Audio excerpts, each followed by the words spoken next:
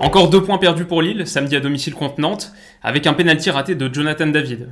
Un match discret qui n'occulte pas toutefois l'excellent début de saison du meilleur buteur de Ligue 1. On en parle dans Tag Team.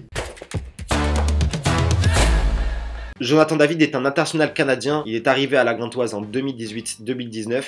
Premier match et premier but. Un gars qui, entre ses 18 et ses 20 ans, donc les 2 saisons qui passent à la Gantoise, plante en l'espace de 87 matchs, 37 buts et 15 passes décisives, ça c'était déjà quelque chose qui attirait l'œil. Il s'est marqué, il s'est passé, il sait se rendre disponible dans le cœur du jeu, mais il est capable de faire d'autres choses, et notamment de davantage jouer pour l'équipe, d'être un peu plus à la construction, et d'avoir une implication défensive extraordinaire. Sa première saison au LOSC, elle est en demi-teinte. Cette saison, on est à peine en novembre et il est déjà à 10 buts. Alors pas de passe décisive pour le moment, mais déjà 10 buts, donc à 3 unités de son record de la saison passée. Il a marqué également 2 buts en Ligue des Champions. C'est un vrai moteur pour le moment pour le LOSC. La raison du titre de Lille, elle est aussi à chercher du côté de Jonathan David. Même s'il est muet pendant une dizaine de matchs en début de saison, le nombre d'espaces qu'il ouvre à Yilmaz par ses appels, le nombre de récupérations qu'il crée par son pressing orienté, c'est du football ça aussi. Et puis en deuxième partie de saison, il a débloqué des matchs très pénibles à 0-0 et il a permis d'arracher des points très très précieux. Une des idées de Gourvenec avec Jonathan David, c'est sûrement de pouvoir le replacer un peu plus bas, de lui laisser beaucoup plus de liberté qu'il n'en avait la saison passée. D'ailleurs, on le voit avec la heatmap de David contre Nantes. Une de ses zones chaudes, c'est pratiquement au niveau de la ligne médiane. Jonathan David redescend énormément chercher des ballons, combiné avec les milieux de terrain. Et tactiquement, c'est un joueur très intelligent. Sincèrement, il a une compréhension des espaces libres, il sait quand se rendre disponible, il sait quand appeler, il sait comment recevoir, il sait comment s'orienter. Avec Galtier, en gros, en 2020-2021, il touchait 25,7 ballons par match, c'est un total vraiment faible. Cette saison, c'est 27,6 ballons. Ça n'a pas énormément changé ce qu'il fait, mais je pense que ce qu'il fait, il le fait avec un petit peu plus de confiance, parce qu'il se sent un petit peu plus libre sur le terrain.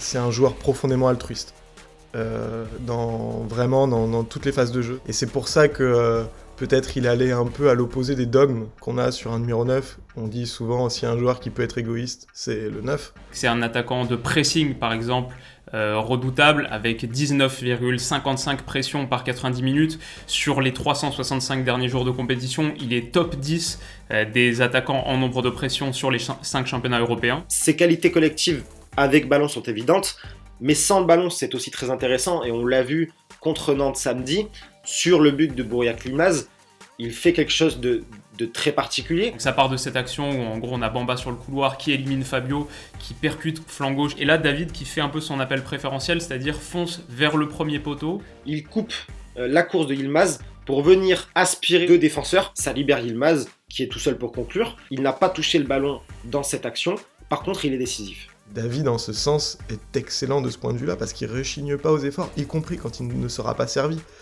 Et ça, forcément, ses coéquipiers doivent apprécier de jouer avec un joueur pareil. Je pense sincèrement que Jonathan David sera encore meilleur quand il ne sera plus associé à Bouriac Yilmaz. Contre Nantes, et même avant dans la saison, on voit que le duo ne fonctionne pas forcément très bien.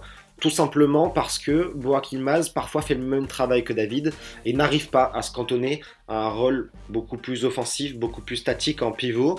Il vient chercher parfois les mêmes ballons, faire les mêmes appels, les mêmes déplacements, et les deux peuvent se marcher dessus. En fait, c'est simplement une question de synchronisation et de savoir quand l'un va décrocher pour que l'autre attaque la profondeur et vice-versa. Et ça, c'est des automatismes à acquérir, mais je trouve que dans la plupart des matchs, ils s'en sortent assez bien de ce point de vue-là. Donc je vois pas de problème structurel de complémentarité entre eux deux. C'est sûr que l'année dernière, Bouriac, c'est le meilleur attaquant lillois. Cette saison, c'est Jonathan David. Et peut-être que ça joue aussi dans sa prise de confiance. Mais comme à côté de lui, ça marque pas beaucoup, il ressort d'autant plus. Aujourd'hui, ce qu'on entend par très grand attaquant, c'est un gars qui est capable de faire la différence seul, souvent.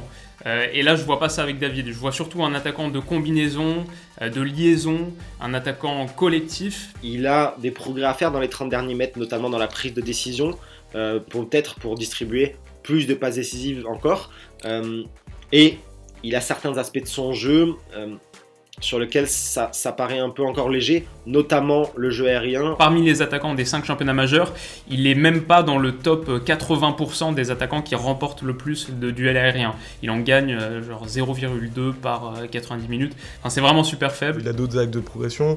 On peut penser sa capacité à se créer son propre tir par le dribble. C'est pas un mauvais dribbleur, mais c'est pas un excellent dribbleur non plus. Je trouve qu'il doit également améliorer sa prise de balle sous pression. C'est trop inconstant en fait. Il y a des matchs c'est vraiment bien et puis le match d'après il est en dessous de tout. Donc ça c'est quelque chose sur lequel il y a mentalement une énorme progression et la plupart des gars qui finissent par totalement percer, devenir des top 10, top 15 de leur positionnement disent toujours que ce qui a fait la différence c'était la constance, surtout pour un attaquant.